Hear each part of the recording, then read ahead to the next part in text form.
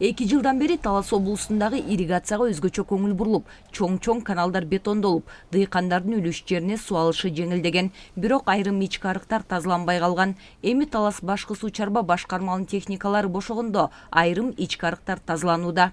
Ички каналдар 8ден 10 километрге чейин ички каналдар бар, тазалана турган экскаватор менен ошол.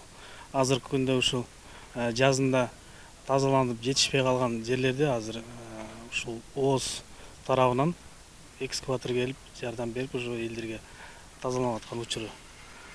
Бизде жалпы суугат жер 1128 гектар. Негизде дыйкандар бүгүнкү күндө көп жылдык чөп менен кылкандуу дан эгиндерин сугарышууда.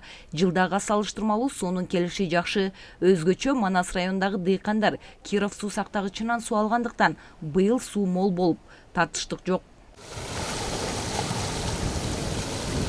Дыйкандарды өз учурунда суу менен камсыз кылуу максатында райондогу эң ири Кыдыралы каналы жыл башында ремонттон өтүп, учурда суунун келиши жакшы. 18 чакырымды түзгөн каналдан 7440 гектар жер сугарылат.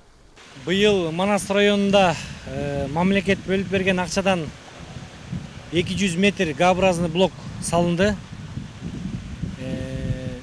Дээрлик механическа болду, көп жер бетондолду.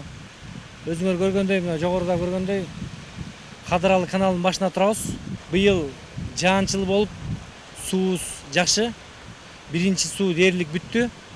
Экинчи суу мынайкы азыр жер суу берип суарганбыз. Төө бурчакты. Азыр беделинин экинчи суусун берип атабыз.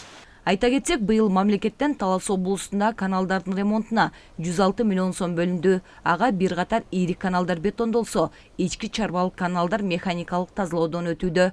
Техника кире албаган лоток, арыктар кол менен тазаланууда. Бегайма Сымбаева, Бексултан Рахатбек уулу, Ала Тоо 24, Талас облусу.